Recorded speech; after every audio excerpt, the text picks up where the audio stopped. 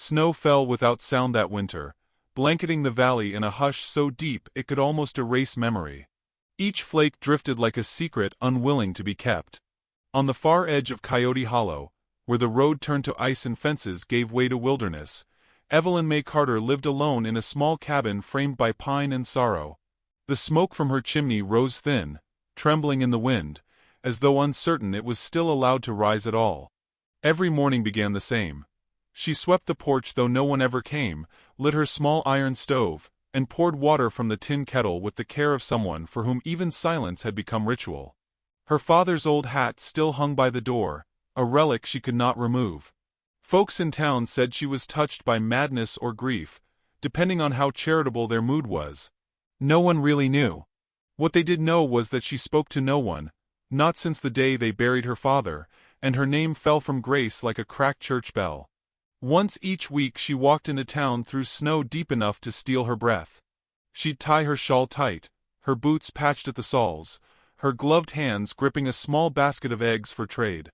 When she entered the general store, conversation always quieted, like wind falling against a closed door. The men at the counter would find great interest in their coffee cups. The women near the shelves would draw closer together, murmuring low, eyes following her every move. She pretended not to hear them. The whisper of her name, the slow stretch of the word ruined, the pity that came dressed as politeness. She had mastered the art of vanishing while standing in plain sight. Only the orphan boy, Elias, ever dared speak to her. "Morning, Miss Carter," he'd say shyly, cheeks red from the cold. She'd smile and slip him a coin for firewood.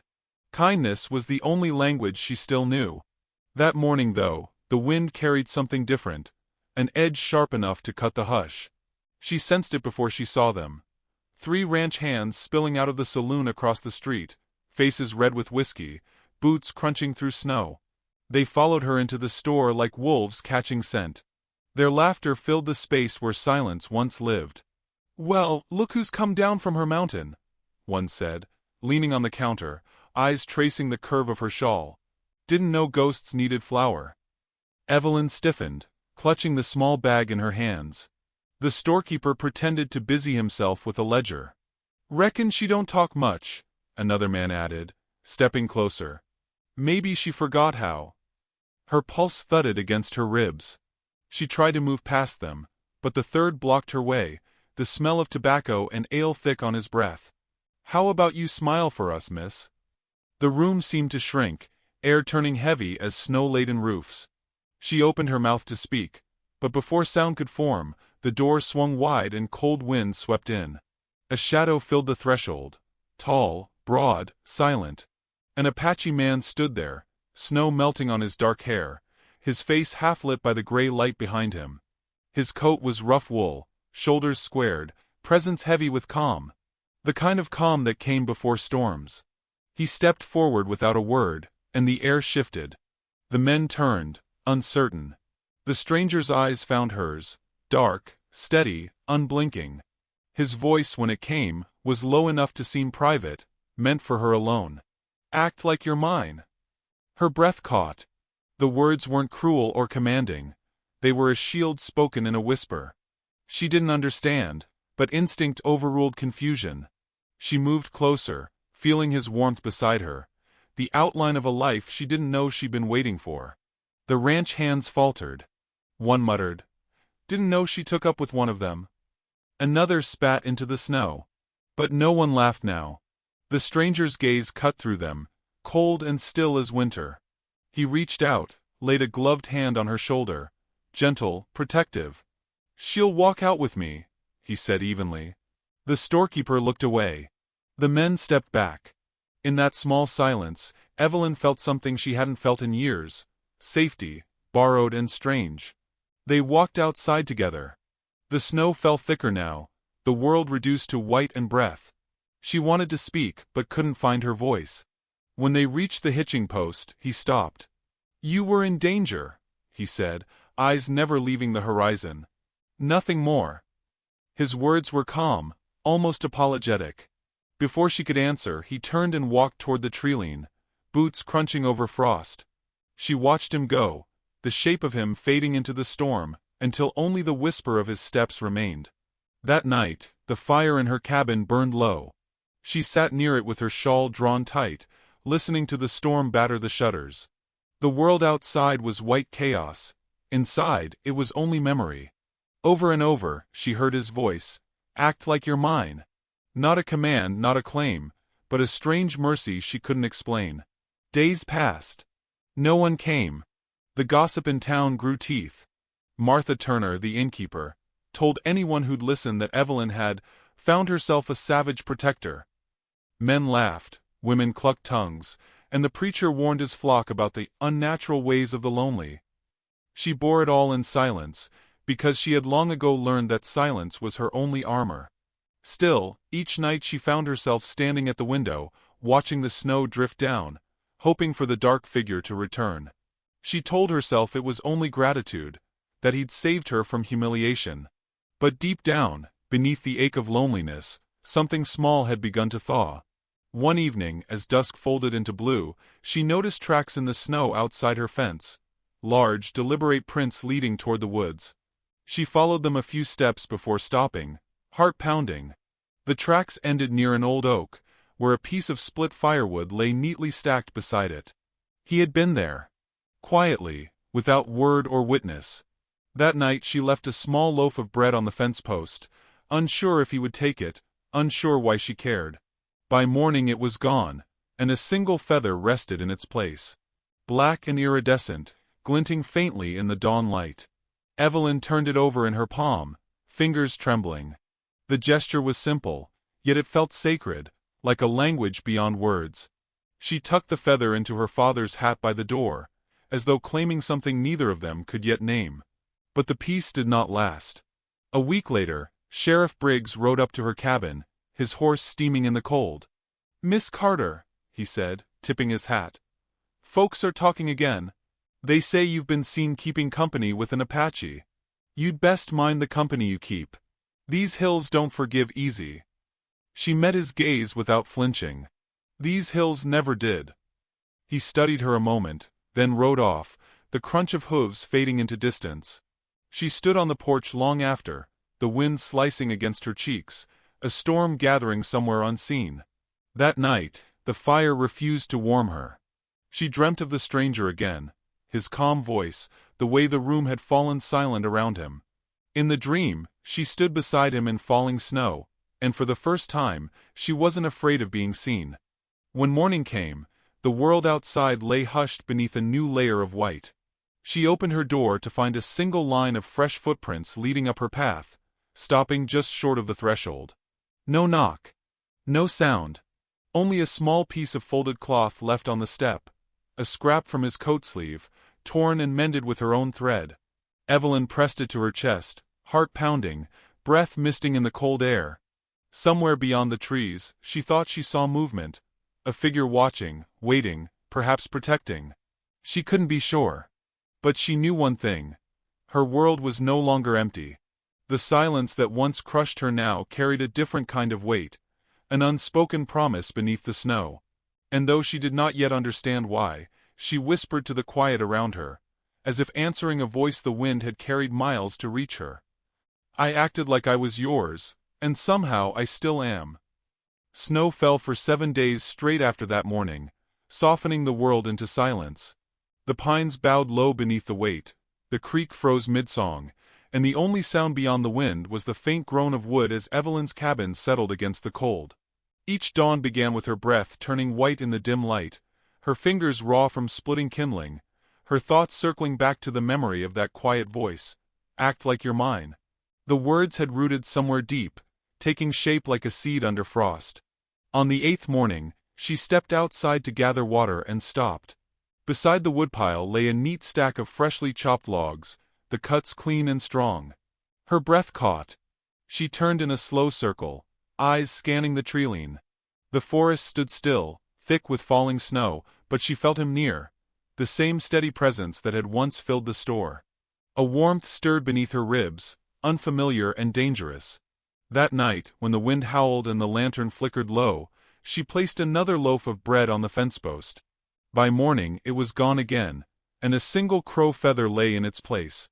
A language was forming between them, one of offerings and silences. She began to listen for the faint sound of footsteps beyond her walls, the way snow shifted under weight too careful to disturb peace. When she caught sight of him again, it was dusk. She was returning from the creek, buckets half full, when she saw the broad figure kneeling by her fence, mending a loose board. His coat was dusted with frost, his hair tied back in a dark strip of leather, his movements calm, almost reverent. He didn't look up until she was close enough to hear the rhythm of his breath. "You shouldn't be here," she whispered. "I was never gone," he answered softly. The corners of his mouth lifted slightly, not quite a smile, more a recognition. She hesitated, searching for words that wouldn't sound foolish. "You could have knocked. Didn't want to scare you." "You did anyway," she said, though her tone lacked any true reproach. He straightened, towering over her. His face was solemn but not unkind. "Then I'll stay till you're not afraid." The simplicity of it disarmed her. For a long moment they stood in the snow, two exiles tethered by something unspoken. He picked up the axe leaning against the fence and said quietly, "You shouldn't be alone out here. Wolves come down when storms last this long." "I manage," she replied, though her voice betrayed exhaustion. He looked toward the horizon where dark clouds gathered again. No one should have to manage. From that day forward, he came often, though never at set times. Sometimes she'd wake to find tracks circling the cabin, proof that he'd stood guard through the night. Once, she caught him splitting wood in the half-light of dawn, his breath rising in white clouds. His strength was silent, his presence grounding. She began to wait for him without admitting it, to herself or anyone. When he finally stepped inside her cabin, it was because the wolves had come. Their howls began at sundown, distant but closing fast, echoing off the frozen ridges. She'd bolted the door and drawn the rifle her father had left, but her hands shook too much to load it. Then came the sound of gunfire, 3 precise shots, and silence. When she opened the door, he was there, rifle in hand, eyes scanning the tree line. Snow clung to his shoulders like pale ash. "They won't come back," he said, voice calm low. "You'll freeze out here," she murmured. He turned to go, but she stopped him. "Please. Just for tonight." He hesitated before stepping inside. The cabin seemed to shrink around his size. He removed his gloves, laid the rifle by the door, and stood awkwardly near the hearth, as though unsure what peace felt like. She poured coffee into a tin cup and offered it wordlessly. When their fingers brushed, warmth spread through her like the first fire of spring. After a long silence, she asked, "Why help me?" He stared into the flames. "Because you looked like winter had already taken you." The words sank deep, fragile and true. She didn't answer, afraid her voice would break the moment. Instead, she handed him her father's mending kit and pointed to his coat, torn at the shoulder. He sat quietly while she stitched it, their breaths steady in the rhythm of needle and thread. Outside, snow kept falling. Inside, something else began to thaw. The next morning, she found her fear replaced by a strange calm. They shared breakfast, bread, venison, coffee. He spoke little, but his silence felt full rather than empty. When he finally stood to leave, she walked him to the porch. "Will they come again?" she asked. "The wolves?" His gaze lingered on the forest.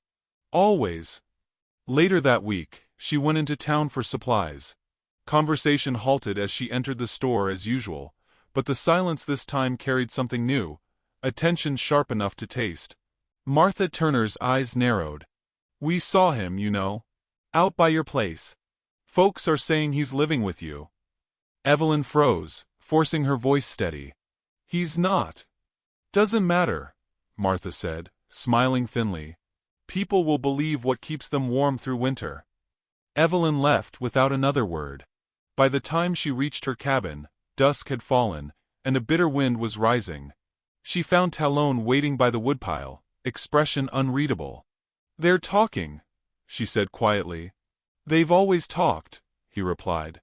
"It's what people do when they don't understand." She wanted to tell him she didn't care, but that would have been a lie.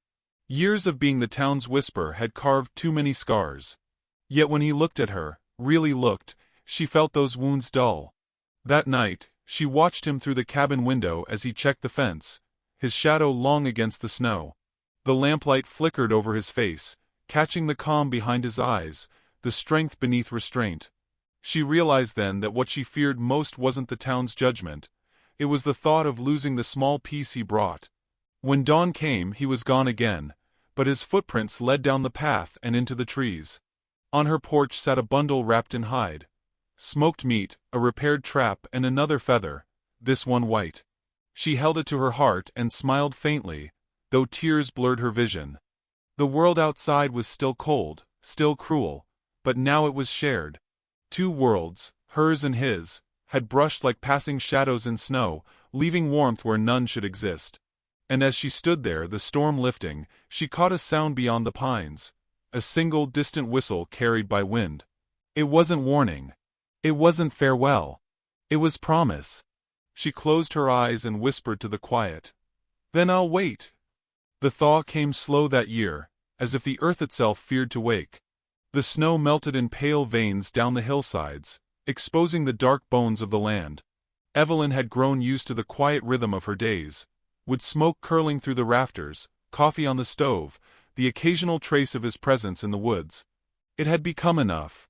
Or at least she told herself it was.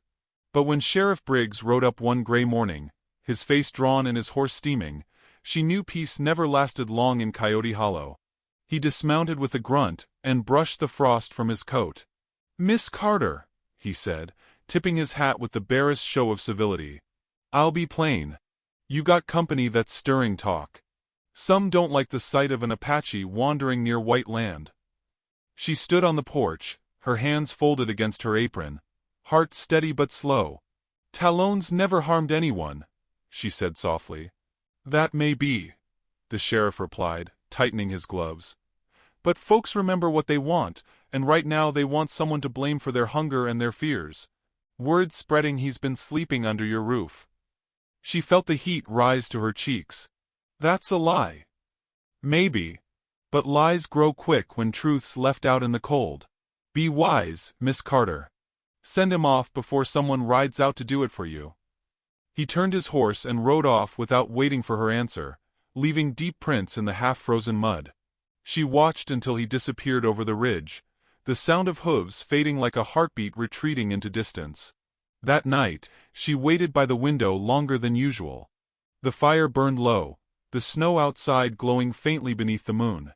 When Talon finally appeared, stepping from the shadows as if the forest itself had given him form, she felt both relief and dread.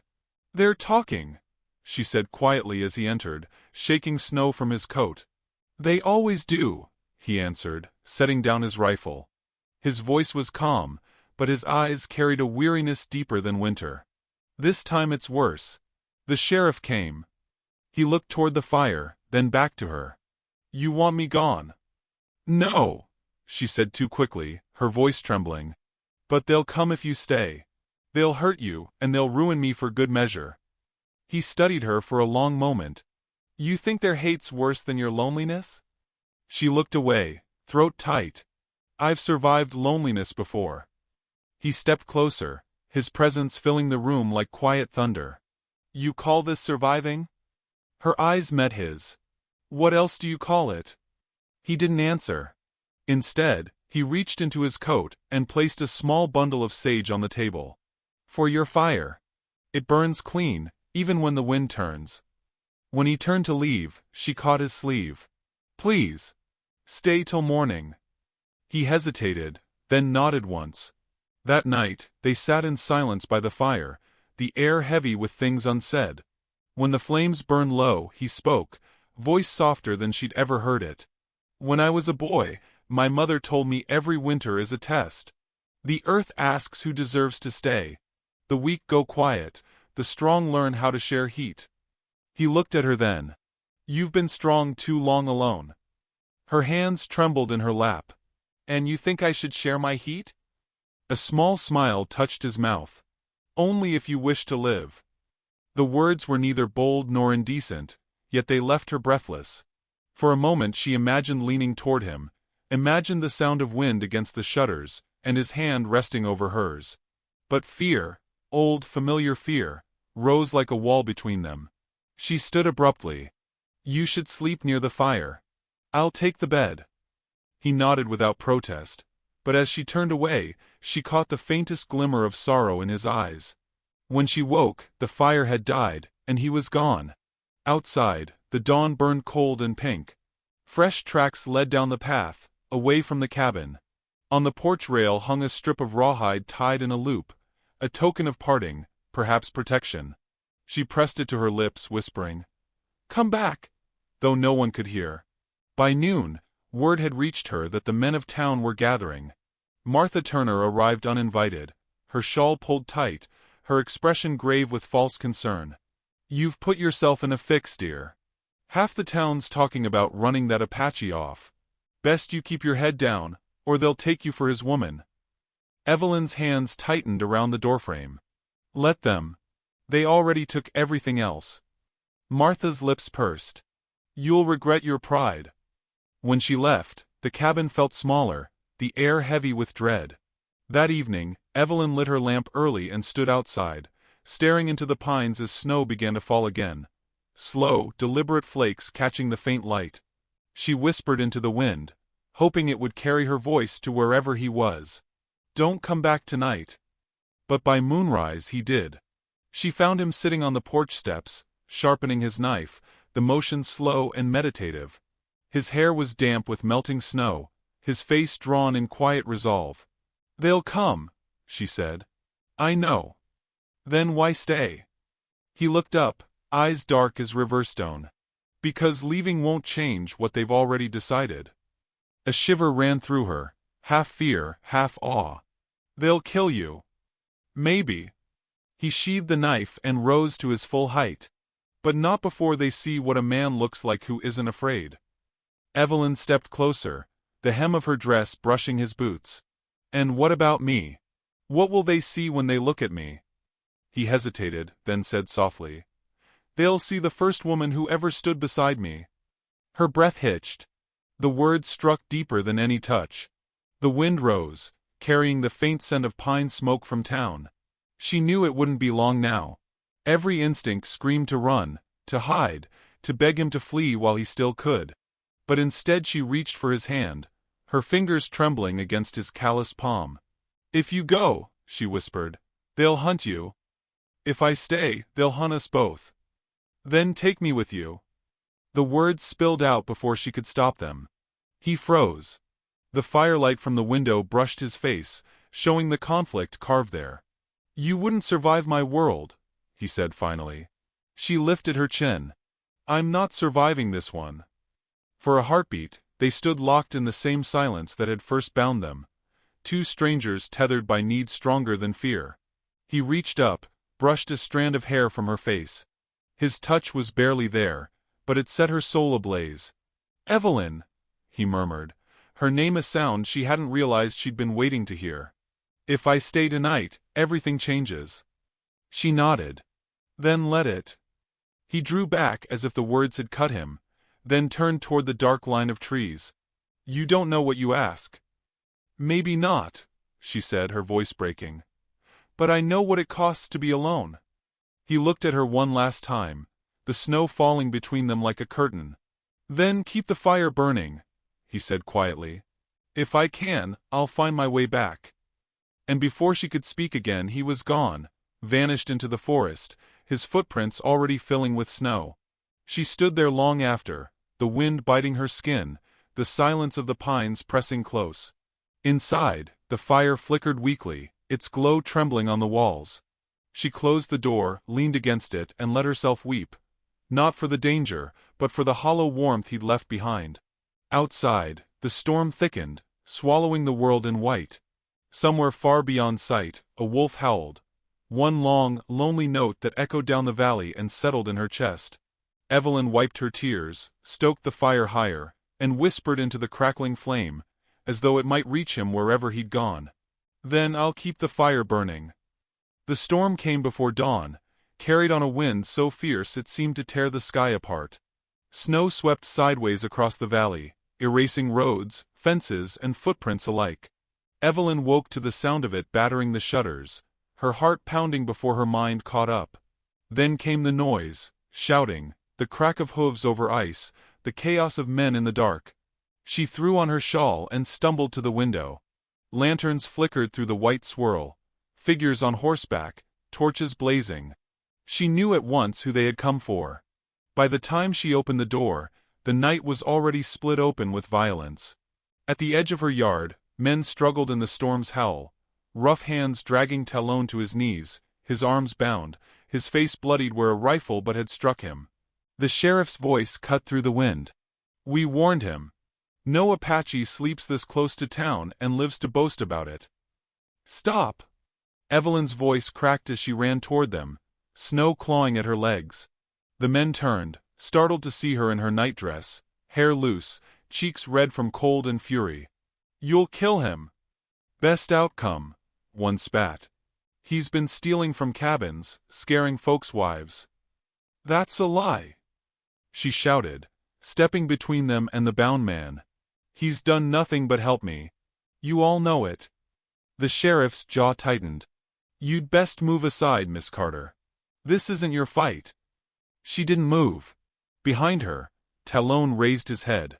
Blood ran from a gash at his temple, staining the snow beneath him dark. His eyes met hers, steady, calm, as if he'd already made peace with the world. "Let him go," she said, voice shaking. "If you'll hang him, then hang me too." The words fell like thunder. Even the wind seemed to pause. The sheriff stared, the torchlight flickering across his face. "You don't know what you're saying." "Yes," she whispered. "I do." For a moment, no one breathed. Then one of the younger men, barely more than a boy, shifted uneasily. "Sheriff, maybe we ought to take him to the jail, let things cool off." Briggs silenced him with a glare. "Justice don't wait on weather." Evelyn dropped to her knees beside Talon. Her hands worked the knots on his wrists, fingers numb from the cold. "Run," she whispered. His voice came low, rough. "If I run, they'll kill you." "Then stay," she said, tears cutting clean lines down her windburned cheeks.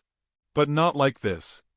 He leaned closer, his breath warm against the side of her face even in the freezing air. "You shouldn't have come out." "And you shouldn't have stayed," she answered. The sheriff raised his rifle. "That's enough. Move aside, Miss Carter."